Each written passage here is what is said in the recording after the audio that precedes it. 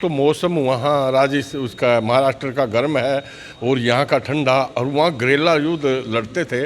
वो गुरिल्ला युद्ध में यहाँ मैदानी युद्ध लड़ना पड़ा। दूसरा फिर लंबी लड़ाई हो गई थी, तो वो साथ में बच्चों समेत मराठे यहाँ आए थे। और एक यहाँ जो सामग्री होती है ना उनकी, रसद बोलते हैं जिसको, वो भी ख़त्म हो गई थी।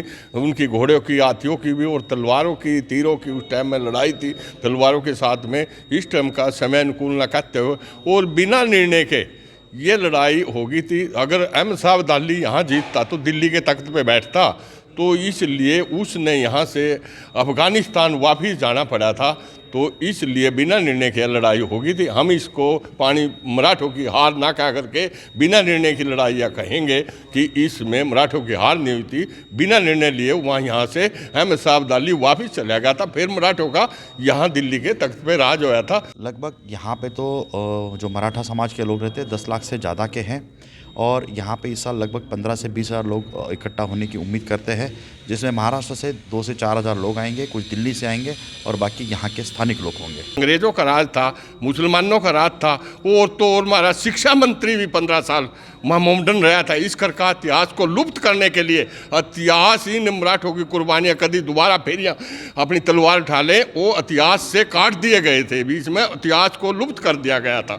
ये इस कर का इतिहास से जुड़ने की बजाय हमारा इतिहास को छुपाया गया था हमारे। नमस्कार, मैं हूं आपके साथ अभिमन्यु शर्मा। भारतीय इतिहास राजाओं, महाराजाओं, वीरों और शूरवीरों के शौर्य गाथाओं से भरा पड़ा है, और उसमें पेशवाओं का और मराठों का अपना एक अलग ही स्थान रहा है। मराठों ने और पेशवाओं ने धर्म की रक्षा के लिए, राष्ट्र की रक्षा के लिए वीरगति प्राप्त की, अपना बलिदान दिया, और उसकी रक्षा करते हुए इसके भारत के इतिहास की, इसकी परंपरा की, इसकी सभ्यता की, इसकी संस्कृति की वो वीरगति को प्राप्त हो गए, अमरत्व को उन्होंने प्राप्त किया। और विशेषकर पानीपत में, क्योंकि पानीपत में जो 3 लड़ाइयाँ हुई थी उसमें मराठों और अहमद शाह अब्दाली के बीच में एक लड़ाई हुई थी। इतिहास हमें पढ़ाया जाता है, जो किंवदंती है कि उस युद्ध में मराठा विजय को प्राप्त नहीं कर पाए थे, लेकिन मराठा समाज द्वारा, और वो समाज जो सनातन के प्रति आसक्ति रखता है, धर्म के प्रति अपनी आसक्ति रखता है, उसके द्वारा मराठा शौर्य दिवस 14 जनवरी को मनाया जाता है, और उसे लेकर एक कार्यक्रम का भी आयोजन किया जाता है। साथ ही मराठों की शौर्य गाथाएँ भी सभी को पढ़ाई जाती है। इस पर बातचीत करने के लिए सबसे पहले हमारे साथ है प्रदीप पाटिल। तो उनसे जो कार्यक्रम होना है 14 जनवरी को, पहले उसकी रूपरेखा जानते हैं कि क्या कुछ है। 14 जनवरी को सुबह 11 बजे के महामहिम राज्यपाल जी ज्योतिरादित्य सिंधिया जी और हमारे मुख्यमंत्री जी मनोहर लाल खट्टर जी इस कार्यक्रम में मुख्य अतिथि के रूप में उपस्थित रहेंगे।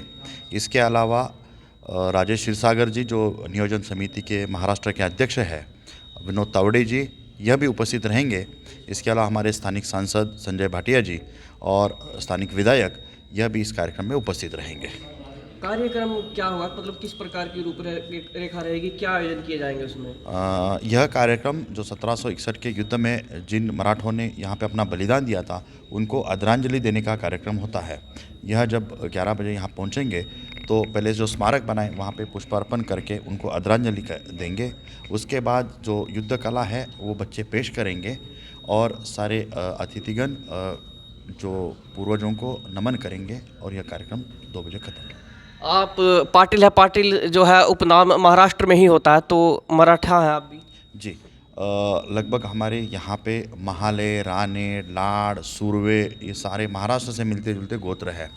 आप चरखी दादरी से लेके कुरुक्षेत्र तक, भिवानी हो, हिसार हो, सिरसा हो, पानीपत हो, करनाल हो, यहाँ पे सारे मराठे जो युद्ध में बचे थे वो सारे फैले हुए हैं। कितने लोग महाराष्ट्र से आने का अनुमान है, और कितने जो मराठे यहाँ पर रह रहे हैं सैकड़ों वर्षों से हरियाणा के क्षेत्रों में, आसपास के क्षेत्रों में, कितना अनुमान है उनका आने का? लगभग यहाँ पे तो जो मराठा समाज के लोग रहते हैं 10 लाख से ज़्यादा के हैं, और यहाँ पे इस साल लगभग 15 से 20 हज़ार लोग इकट्ठा होने की उम्मीद करते हैं, जिसमें महाराष्ट्र से 2 से 4 हज़ार लोग आएंगे, कुछ दिल्ली से आएंगे और बाकी यहाँ के स्थानिक लोग होंगे। जो हमें बताया जाता है कि मराठों की जय नहीं हो पाई थी, हार तो मैं नहीं कहूँगा, लेकिन कहा जाता है वो जीते नहीं थे। अभी उस पर चर्चा भी चल रही थी कि स्थिति अनुकूल नहीं थी, साथ नहीं मिला, उसके बारे में बताइए। उसके बारे में उस टाइम तो कुछ तो मौसम वहाँ उसका महाराष्ट्र का गर्म है और यहाँ का ठंडा, और वहाँ गेरिल्ला युद्ध लड़ते थे। वो गेरिल्ला युद्ध में यहाँ मैदानी युद्ध लड़ना पड़ा। दूसरा फिर लंबी लड़ाई हो गई थी, तो वो साथ में बच्चों समेत मराठे यहाँ आए थे। और एक यहाँ जो सामग्री होती है ना उनकी, रसद बोलते हैं जिसको, वो भी ख़त्म हो गई थी।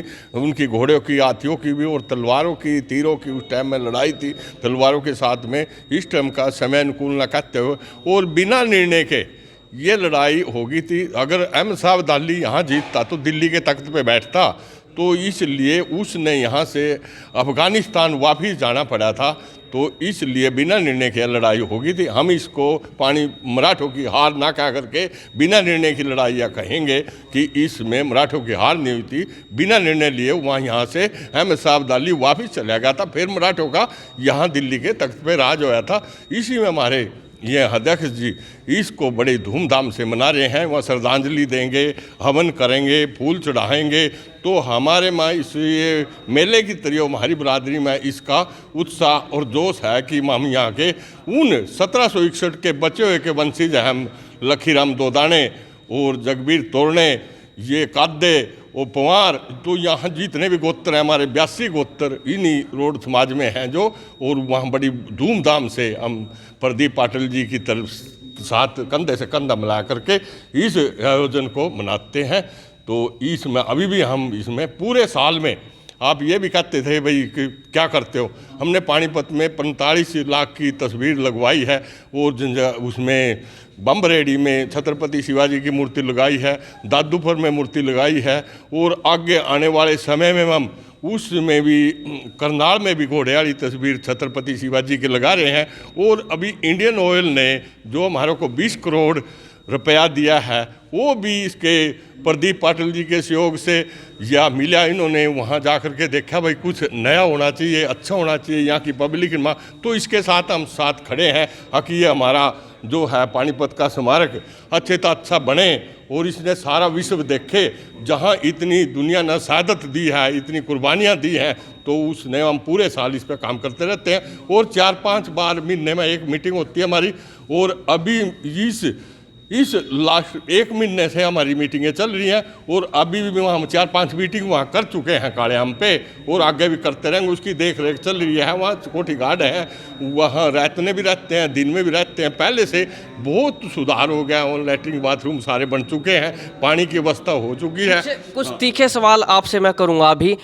ये इतिहास में पढ़ाया ही क्यों जाता है जब आप कह रहे हैं कि मराठे हार गए थे? ये हमें पढ़ाया जाता है बच्चों को?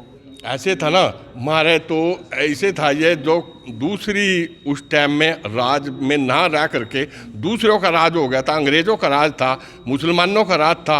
और तो और हमारा शिक्षा मंत्री भी 15 साल मोमडन रहा था। इस कर का इतिहास को लुप्त करने के लिए, इतिहास इन मराठों की कुर्बानियाँ कभी दोबारा फिर अपनी तलवार उठा लें, वो इतिहास से काट दिए गए थे, बीच में इतिहास को लुप्त कर दिया गया था। ये इस कर का इतिहास से जुड़ने की बजाय हमारा इतिहास को छुपाया गया था हमारे से।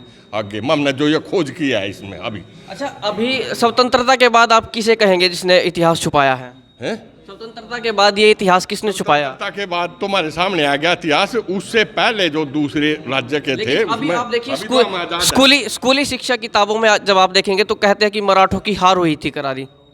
नहीं, हार नहीं, बिना निर्णय के हो गए थे। अगर हार होती तो अहमद शाह अब्दाली दिल्ली पे राज करते।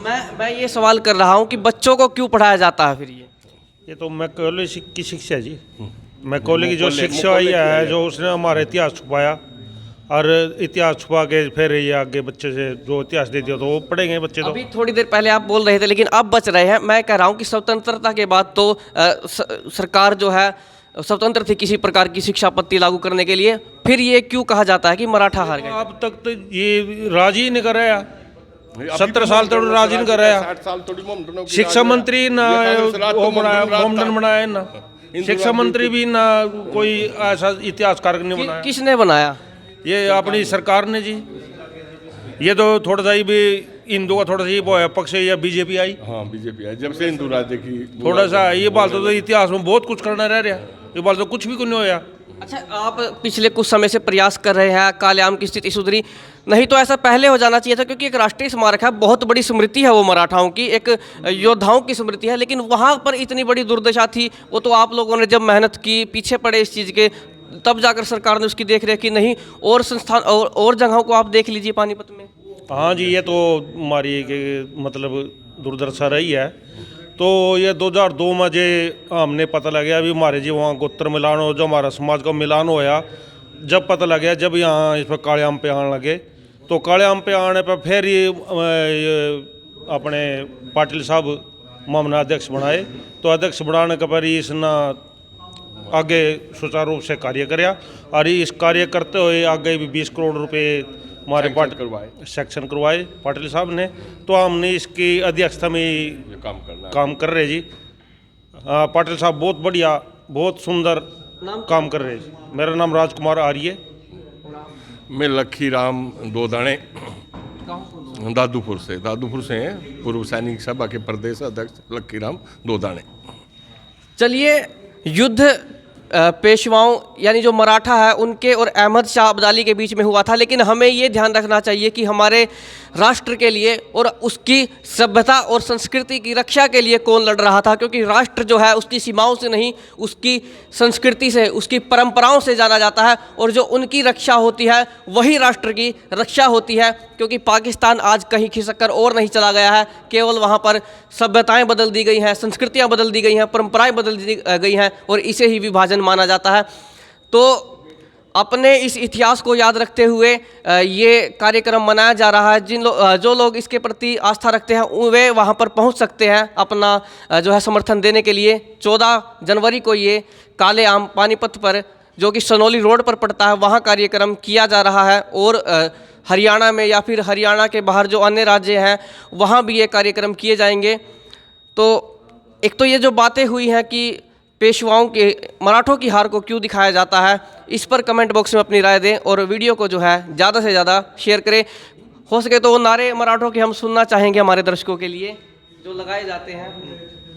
जय भवानी, जय शिवराय, जय भवानी, जय शिवाजी, जय शिवाजी, जय भवानी, जय शिवाजी, जय भवानी, जय शिवाजी, छत्रपति शिवाजी महाराज की जय, छत्रपति शिवाजी महाराज की जय, छत्रपति शिवाजी महाराज की जय।